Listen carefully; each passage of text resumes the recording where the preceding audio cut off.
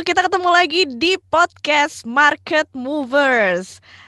Kali ini di edisi hari Senin 10 Mei 2021, kita mau ngobrolin seperti biasa, tentunya tentang preview atau outlook market ke depan dan bagaimana kondisi market pekan lalu mempengaruhi market di pekan ini.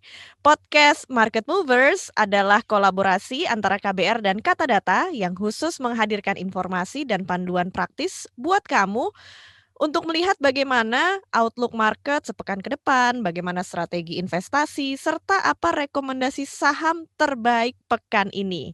Dan seperti biasa ada saya Ines Nirmala, langsung saja kita mulai.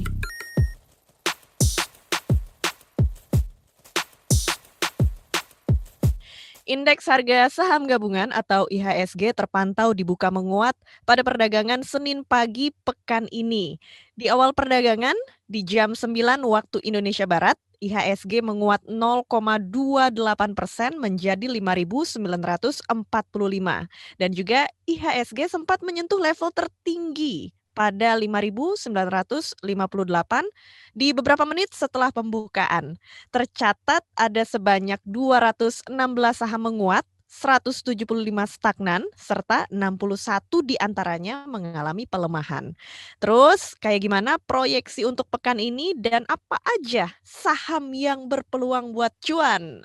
Nah, bersama dengan kita ada seorang analis dari Bahana Sekuritas yaitu Muhammad Wafi. Apa kabar Mas Wafi? Halo. Kabar baik Mbak Ines, seperti indeks ya.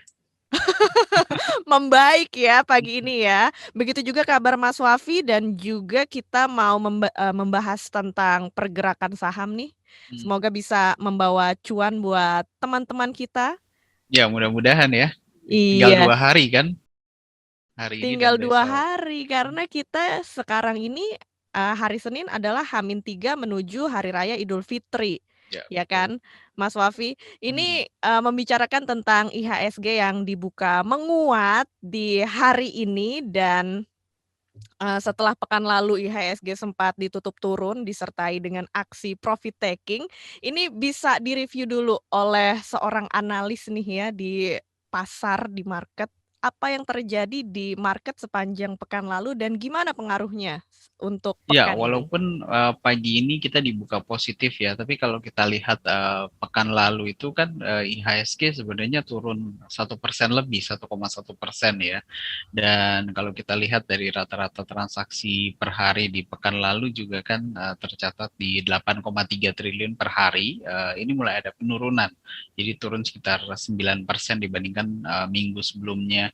Dan memang fenomena ini biasa Mbak, kalau misalnya memang menjelang Lebaran itu biasanya 1 minggu, 1 atau 2 minggu menjelang Lebaran itu memang kecenderungan rata-rata transaksi itu mengalami penurunan. Mungkin karena salah satu faktornya udah banyak juga investor yang mungkin memutuskan untuk liburan dulu, mungkin ya. Jadi take a break dulu, mungkin dari investmentnya nanti baru masuk lagi setelah Lebaran. Jadi dan ini kelihatan fenomena yang saya lihat ini lebih konsisten sebenarnya dibandingkan fenomena sell in May and go away gitu ya. Mhm. Gitu. Jadi itu yang terjadi dari rata-rata transaksi. Kemudian sisi positifnya adalah kalau kita lihat di pekan kemarin, asing ini tercatat melakukan net buy sekitar 1 triliun ya di pasar reguler. Ini beda sekali dibandingkan pekan sebelumnya itu masih melakukan net sell. Jadi ini mulai ada lagi nih capital inflow dari asing yang saya lihat ini cukup positif juga. Dan ini juga kebetulan sama juga datanya dengan kalau kita lihat data nilai mata uang kita kan di pekan kemarin itu menguat sekitar hampir 2% ya. Jadi ini merupakan salah satu faktor yang katalis positif juga sih. Iya. Nah, kita ngomongin tentang market juga nih Mas Hmm. Wafi yang Hmm. di pekan ini cuma 2 hari aktif ya karena hari Rabu udah mulai cuti. Kamis Hmm. Jumatnya memang udah tanggal merah gitu ya. Hmm. Ini bagaimana kecenderungan yang terjadi, sebelum tadi Mas Wafi udah singgung sedikit kalau Hmm. sebelum lebaran itu fenomena biasa adalah, jumlah transaksinya menurun gitu ya. Kalau setelah lebaran gitu, bisa diinfokan juga gimana sih Ya, kecenderungannya? jadi kalau dilihat dari data statistik selama 10 tahun terakhir ya, memang ini sering terjadi. Yang pertama, rata-rata transaksi itu menjelang Lebaran itu mengalami penurunan.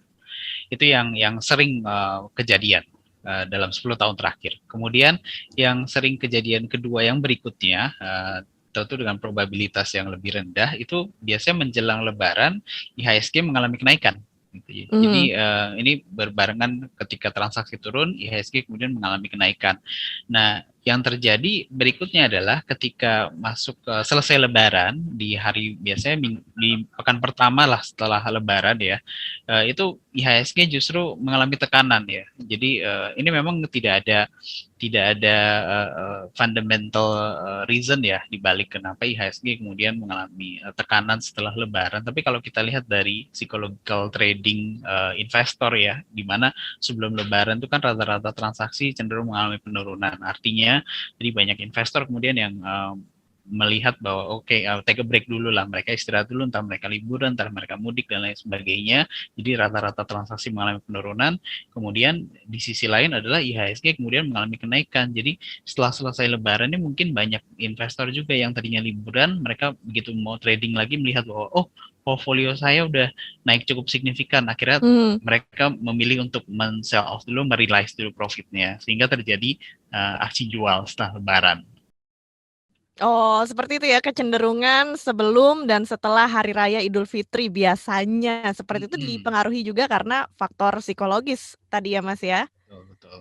Iya. Nah, kalau kita membicarakan tentang sentimen yang mempengaruhi pergerakan untuk pekan ini, apa aja Nah, sih Mas? ini mungkin kaitannya dengan data makro ya. Kalau misalnya dari data dari domestik sendiri kan relatively bisa dibilang pekan ini tidak ada ya selain Lebaran gitu ya. Tapi kalau kita lihat nanti kaitannya dengan ini nih, yang aksi beli asing nih yang mulai masuk ke Indonesia. Jadi ini kebetulan datanya sama juga. Kalau kita lihat di pekan kemarin kan beberapa data makro dari Amerika kan mulai bermunculan dan rata-rata bagus kecuali satu hal, yaitu non-farm payroll ya, data non-farm payrollnya di Amerika yang tercatat ternyata lebih rendah, bahkan terendah dalam beberapa tahun terakhir ya.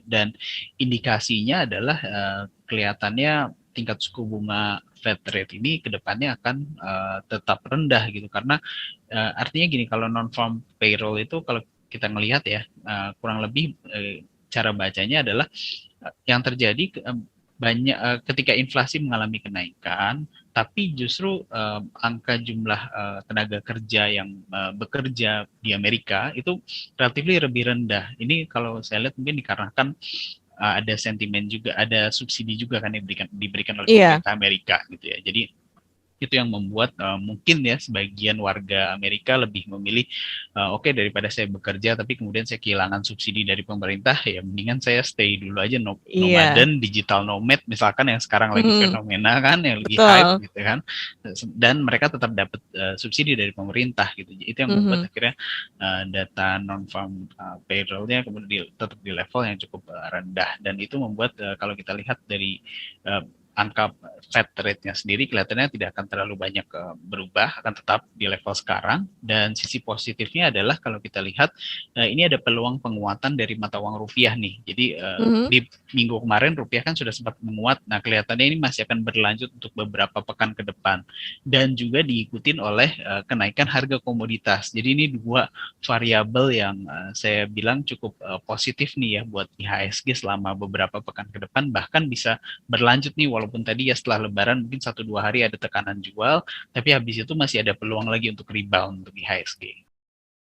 Wah, itu jadi sentimen-sentimen yang berpengaruh pada pergerakan IHSG pekan ini ada dari asing ya, aksi beli asing, kemudian juga peluang penguatan rupiah serta kenaikan harga komoditas.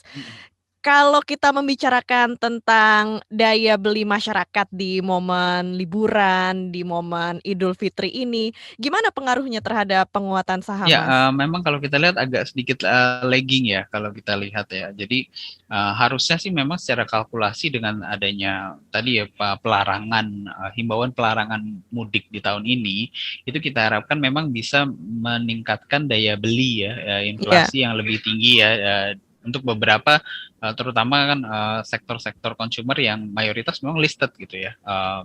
seperti misalnya retailers gitu ya, seperti Matahari, kemudian LPPF, Ramayana, ya, Asus, Era Jaya, ya, itu kita lihat harusnya positif gitu. Tapi memang ada sedikit faktor lagging di situ, dan kalau kita lihat baru di awal pekan ini ya yang baru mengalami kenaikan gitu ya untuk retailers itu.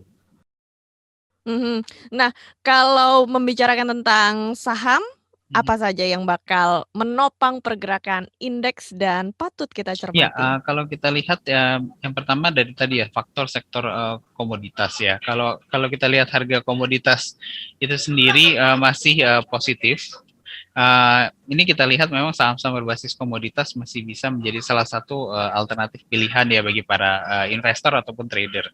Komoditas itu baik itu soft commodity seperti CPO yang berbasis ekspor seperti ya Astra Lestari, kemudian juga ada kalau kita lihat ada London Sumatera ataupun Salim Infomas, itu masih bisa diperhatikan oleh para investor. Kemudian soft commodity lainnya seperti pulp and paper, seperti Indakiat, INKP atau Ciwi Kimia, kemudian juga hard commodity seperti oil and gas, seperti Medco, metal mining lainnya misalkan seperti Antam, Inco, kemudian yang coal miners seperti Adaro dan Indica itu juga sebenarnya masih bisa dilihat oleh para investor walaupun memang untuk time horizonnya karena balik lagi ya ini saham berbasis komoditas volatilitasnya tinggi jadi saya sarankan memang tidak dipegang cukup lama cukup ditradingkan saja untuk jangka pendek.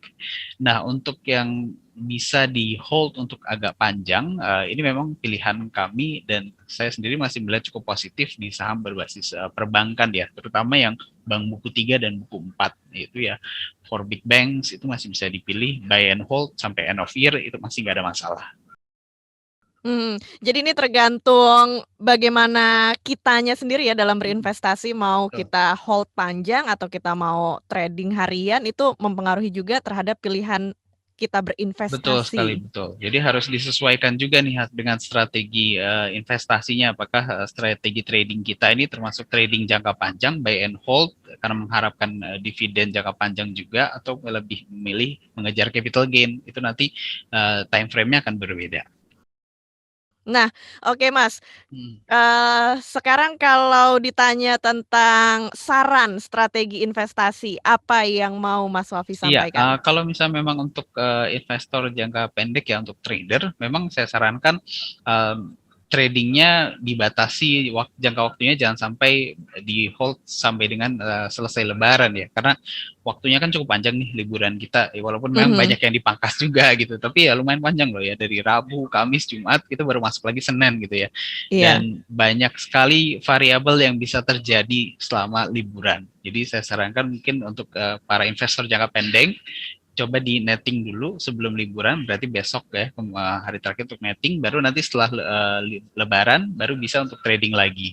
Nah sementara untuk investor jangka panjang sebenarnya level akumulasi beli sudah bisa dilakukan gitu ya, tapi balik lagi lihat lagi ke harga sahamnya masing-masing. Kalau misalnya harga sahamnya kelihatan dalam satu pekan terakhir sudah naik sekitar 4-5%, sebaiknya di hold dulu, ditahan dulu, tunggu momentum koreksi yang kemungkinan bisa terjadi nih setelah lebaran baru mulai masuk lagi. Jadi strateginya beda untuk yang trader dan investor jangka panjang. Wah, Mas Wafi berguna banget nih saran dan juga preview yang diberikan buat kita untuk berinvestasi pekan ini.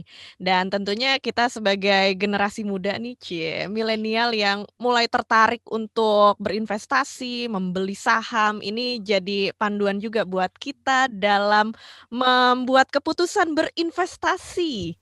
Ya, mudah-mudahan ya.